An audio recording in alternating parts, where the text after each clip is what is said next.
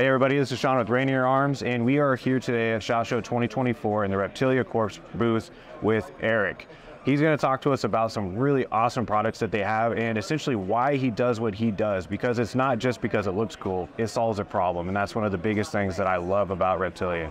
So Eric, thanks for taking some time out of your day. Very busy schedule. I know it's always packed. Yeah. We've got people trying to get into the booth right now. We got security guards. It's a pretty cool feeling. But talk to me. So we were talking about your products and why they are what they are and why you've made them, right? And a big thing that we wanted to talk about was that AUS mount, how it's not just an optic mount, right? It's a full system. Yeah. It can solve so many of the problems, the little things that people have come with. So talk to me a little bit about that. Sure, yeah, so the AUS mount system, like you said, is a system. A lot of people didn't really understand why we got into the market of mounts in general, but especially optic mounts and magnified optics. And now that the KS1 contract came through, we can kind of say, okay guys, now do you see what we're trying to accomplish? Because what they had is a short, a 13.7 inch length upper receiver. They knew they wanted, barrel. They knew that's what they wanted. Yeah. They had to have an optic, they had to have a clip-on thermal, and they had to have a laser in front of it. So that's why the short Eleanor Vortex exists, is because they were limited on the length that they had to work with, right? So because of that, they said we don't have the rail space that we could be mounting a lot of accessories right along in front and behind. So that's why we did these pockets in the side for the accessories, and also the ROFs that can go up on top, or we do for acros, depth point pros on that contract, and then RMRs and other platforms on our other systems. So up here, this is one we did for a group that was fielding that exact setup, and they needed a way to mount it wasn't that exact laser, but the laser range system up top, and also have accessories around it. And so we developed the diving board for that exact configuration.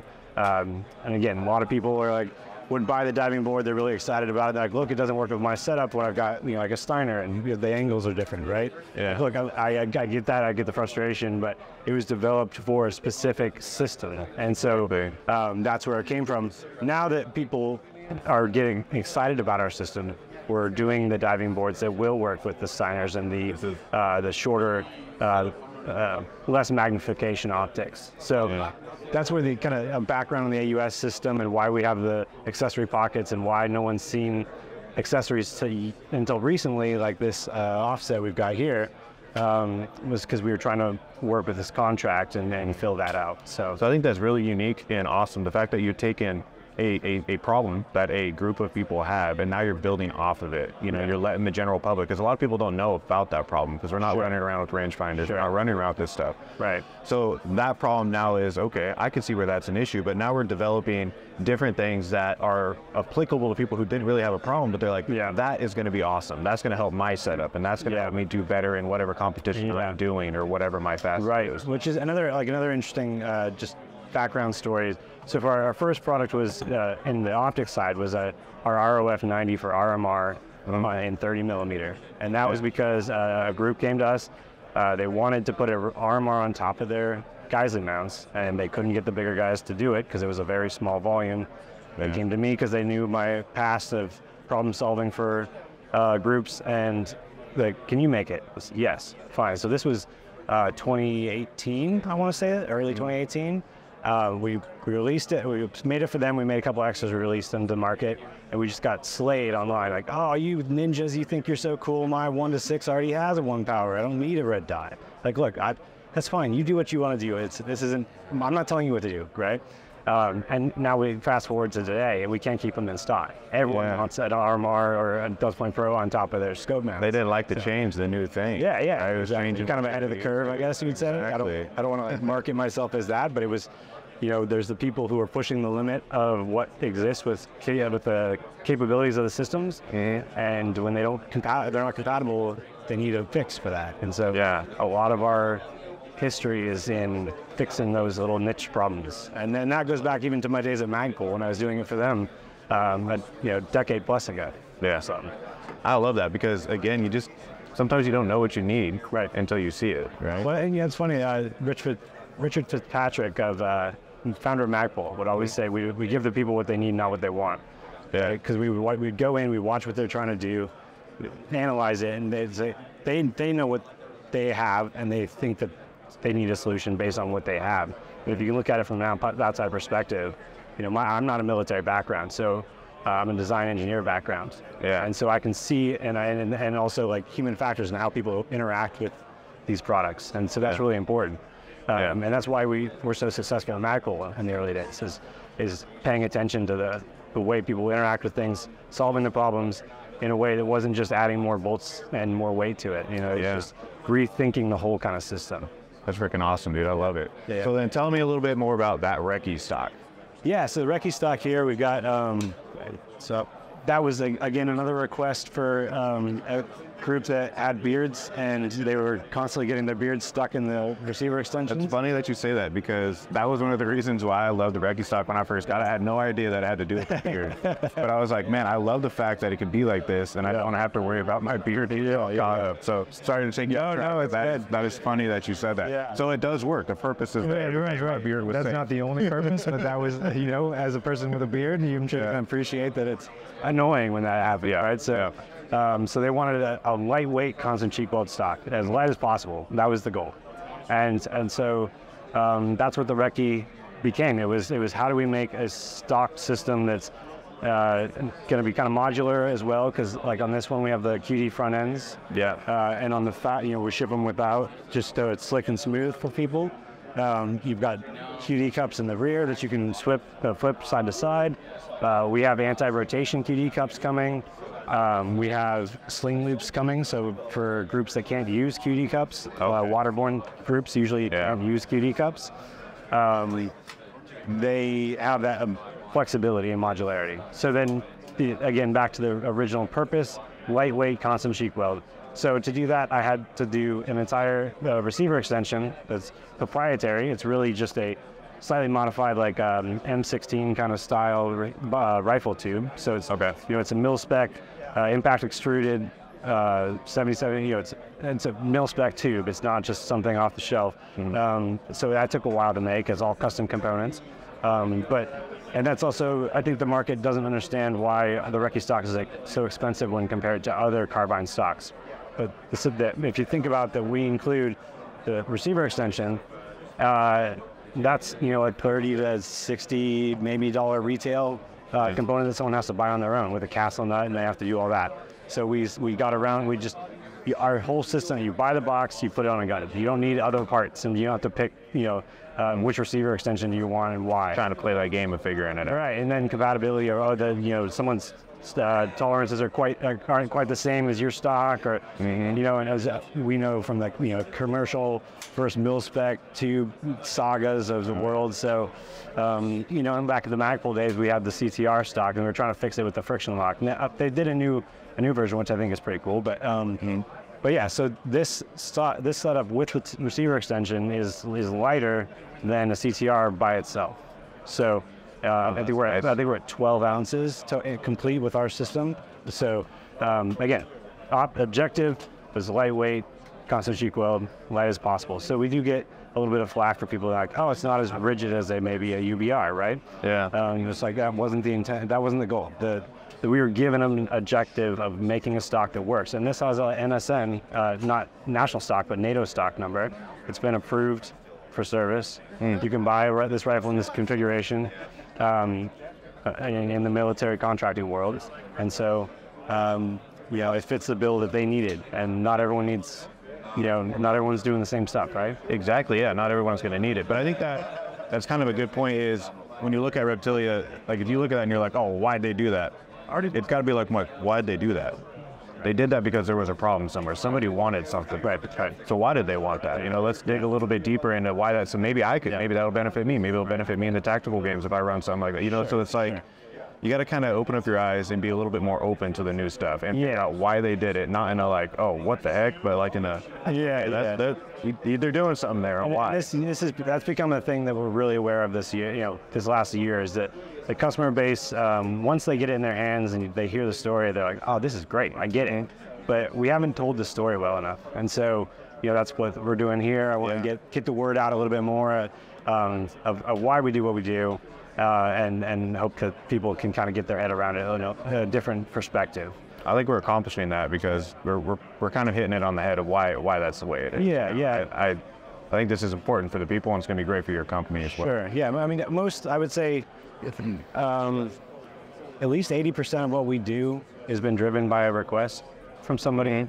There's a few things like the CZ Scorpion stock that we did years and years ago when the Scorpion first came out. Yeah. There wasn't a good option for a stock system. This was before the pistol brace stuff. We were putting them out under a company called Side Projects. And, I didn't think that would still be around, but people keep ordering them, so we still keep making them. But yeah, and the light bodies, the Torch light bodies, which we've got over here and here. Yeah. That was another one that we came, the group wanted a light body. They didn't want plates and screws and adapters, and you have to jig it, to figure out a system. They were like, I want this thing to put on the gun. It's not going to break. Screws aren't coming loose, and I want it to be as close to my laser as I possibly can. So that's what we did with the line of torches that we make for 3 volt, 6 volt CR123s and the two 18650 and 18 3-phase. Yeah, it's a bit confusing out there, but yeah, I love how they talk about batteries. They make it easy, right? So yeah, so there's a couple exceptions of things that have just been commercially based, but most of it has been driven by a request, and then we build it, and then they buy it, and then eventually the commercial market sometimes picks it up, sometimes they don't, and there's that for you. Another one I want to talk about is the socket for the sling. Yeah, so I was just going to ask about that. Let's see if I can grab a key here to show you one that has a socket on it.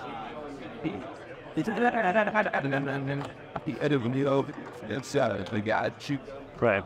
So, as you mentioned, the socket was another one that they said, look, I need a sling attachment point. I hate how they usually go 90 degrees in, they spin around, they rattle. I just need a low snag possibility solution. And so came to me and said, yeah, I can do that. And we've got the socket that's a angled QD cup, so it pivots, your sling moves a little bit but doesn't spin around on you. And it's snag resistant, like all the things that we try to do, like our Optic mounts for the red dots.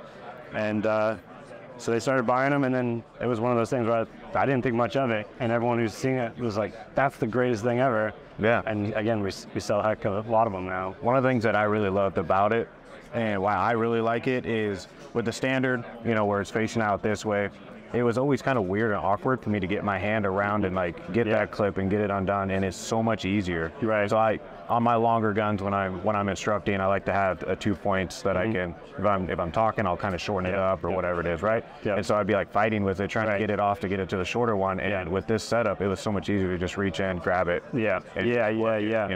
Absolutely. Another benefit to it. Just awesome. It looks good too. It sticks out enough to where you're like, oh, what is that? Right. It's not ungodly. Yeah. And that's back to what we were talking about earlier about human factors and how you're interacting with these products. Yeah. And also you can say whatever you want about it, but style is interesting, and things that look good are appealing, right? So you can't just have a thing that just works. It has to also look good. It's that whole adage of you gotta look good to play good. Right. I always heard that in football back in college. Yeah. You gotta look good to play good. I didn't understand it because I was just like, I'll just wear whatever, I don't care. But I'll tell you what, when you put that uniform on, it changes. Yeah, it changes your mindset even. Yeah. Exactly. Yeah. Right on. But yeah, anything else you had any questions about? Nothing out here. Okay. I think we covered a lot of what we wanted to talk about and see. There's just so much to your backstory and to why you do what you do. Sure. That I just feel it's so important for people to understand that it's not just a flashy, I'm trying to be the coolest thing out there real quick. It was simply, there was a problem, I fixed it. Yeah. And, hey, you guys might like this too. What do you? Yeah. No, and I guess another thing to follow on with that is, when we first released the CQG grips, right? We got a lot of flack from people like, oh, that looks just like a Magpul grip, and it's like, well, I happen to have designed several of the items at Magpul, and that was my first job out of school. in this industry, and I had a great mentor, and of course there's going to be some DNA that gets pulled into everything I do from that point on. And so it was Magpul, and then I was at Advanced Armoring Corporation. We were working on the 300 Blackout and the Honey Badger that we were doing back in the 2009, 2010 timeline. And then I went to Cry Precision and did a revolving shotgun concept for Cry Precision for breaching, and then left that and started this. So it's I've been in the industry for a very long time, and I've done a lot of the things that people already products I've made are already in use under other brands, right? With people in the market, and so. People don't know that, I bet. Yeah, no, 100%. Everyone wants to jump in and be the new big guy, right? But I've just been making things for all my career, and I was just finally like, look, I don't want to have a boss anymore. I want to do my own stuff. And so I broke away, and we started the Reptilia, and again, it was doing smaller niche things for a certain market, and so. It wasn't until the last couple of years that people were like, oh, what's this Reptilia company? And we hear it all the time. What, Reptilia? Oh. And then we hear now that we have a booth out, people walk by, oh, there's Reptilia. So the brand awareness is growing, and I appreciate you taking the time to help tell the story and share the story, I guess, with the customers. Definitely, and I got to say, like, we were so excited when we found out you guys had a booth there this year. I was like, we got to go check it out. And this booth is freaking awesome. Thank you. It actually looks like great. It's just... That was another. I was a part of the design of the booth as well. Oh, makes sense. Yeah. Yeah, it looks great. It's clean. It's right there. Everything is showcased the way it needs to be. So, I mean, great job this year. Thank you. We're looking forward to, continuing to offer your products, obviously, but seeing what else you guys are bringing out. Yeah, we've got a lot in the works. We just released the 170 height mounts. We're going to do the 193 height mounts, the magnified optic mounts. Nice. And we've got a huge list of things coming this year. So awesome. Well, we look forward to it. Yeah, appreciate it. And I got to say thank you so much for taking your time, Eric. Yeah. Thanks for watching our video. Stay tuned. We'll show you some more.